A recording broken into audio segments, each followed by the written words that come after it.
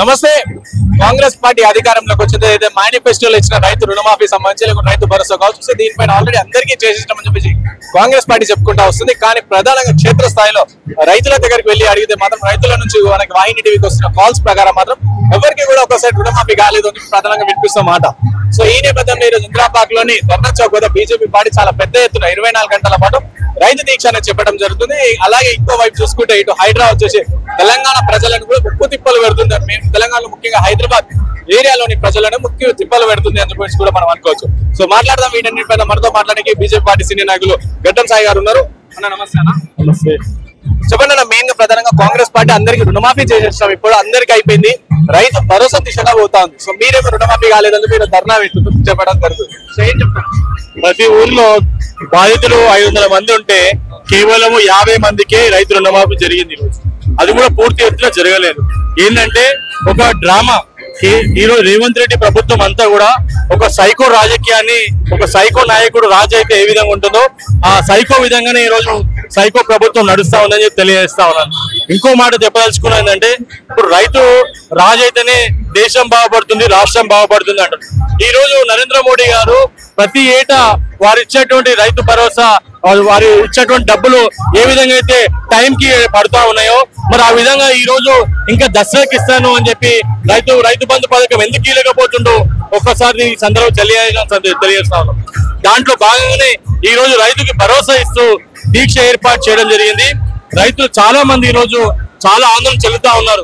ఎందుకంటే ఇదే రేవంత్ రెడ్డి డిక్లరేషన్ లో ఏం చెప్పిండంటే, నీకు 1,00,000 రూపాయలు అప్పున్నా సరే 2 లక్షలు అప్పు చేయి, నేను వచ్చి రుణమాఫీ చేస్తా అన్నాడు.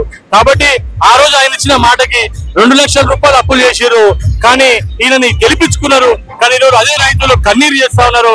ఎద్దేసిన రాజ్యము, రైతేసిన రాజ్యము ఏ రోజు కూడా ఎదిగింది లేదని చెప్పి చెప్తా ఉన్నాను. అదే విధంగా ఈ రోజు రేవంత్ రెడ్డి చేస్తా ఉన్నాడు.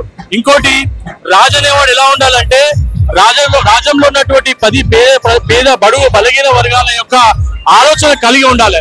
కానీ ఈ రాజు ఏ రోజు కూడా అస్త్రం పట్టి నేర్చుకుంది లేదు, ఏ రోజు కూడా బల్పం బట్టి తెచ్చింది లేదు, ఏ రోజు కూడా ఈ రాజకీయాల్లో నైపుణ్యతతో నడిచింది లేదు.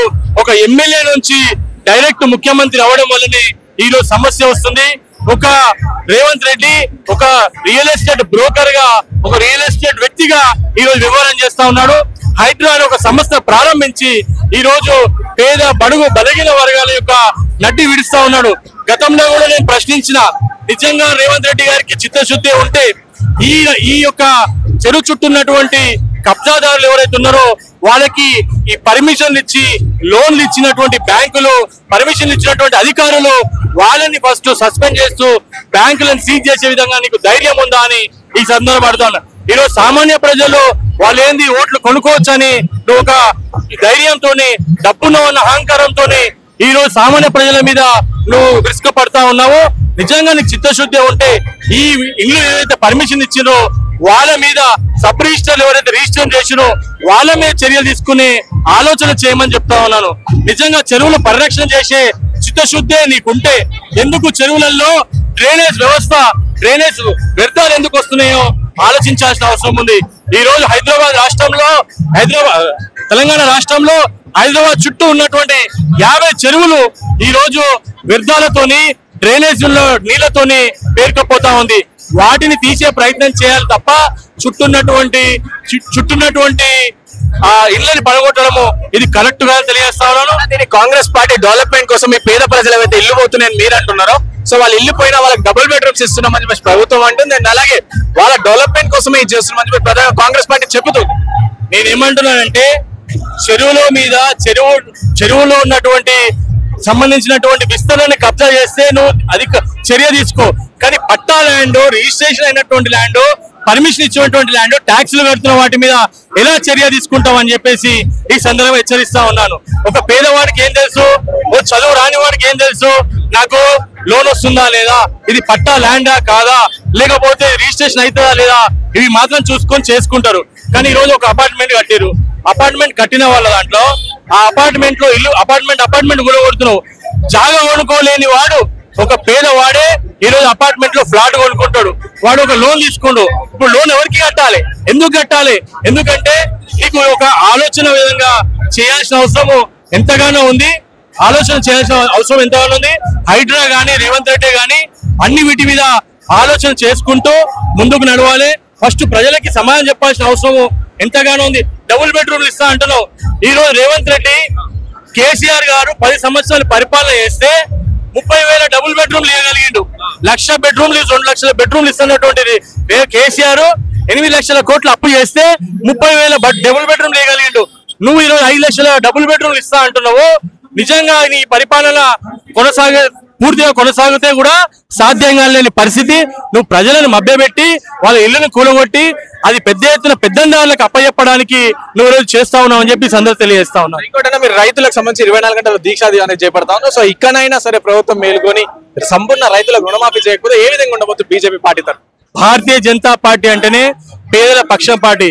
మనం పైన చూస్తా ఉన్నాం, ఉత్తరప్రదేశ్ లో ఒక బుల్డోజర్ కదిలింది అంటే ఎవరైతే ప్రజలని హింసిస్తున్నారో, ఎవరైతే ఇబ్బంది పెడుతున్నారో వాళ్ళపైన చర్య చేస్తా ఉంది. ఈ రోజు యోగి ఆదిత్యనాథ్ అంటే బుల్డోజర్ యోగి అనే ఒక పేరు వచ్చింది దేశం మొత్తం మీద. అంటే నువ్వు ఈ రోజు అదే బుల్డోజర్ తీసుకొచ్చి పేదల నడ్డి విడుస్తున్నావు. నేను ఏం చెప్పదలుచుకున్నానంటే భారతీయ జనతా పార్టీ అనేది పేదల పక్షపాతి, పేదలతో పాటు ఉండేటువంటి పార్టీ, పేదలకు ఎప్పుడు కూడా అండంగా ఉండేటువంటి పార్టీ. ఈరోజు కాంగ్రెస్ పార్టీ పేదల పక్షపాతిగా ఉండకుండా ఉంటూ ఎన్నో ఇబ్బందులకు గురి చేస్తా ఉంది. దయచేసి పేదల నడ్డి విడిచేది చేయదు. భారతీయ జనతా పార్టీ 100% పేదల పక్షాన ఉంటూ 100% వాళ్ళ సమస్యలు పరిష్కారం అయ్యే విధంగా ముందుకు అడిగేస్తా ఉందని తెలియజేస్తా ఉన్నాను.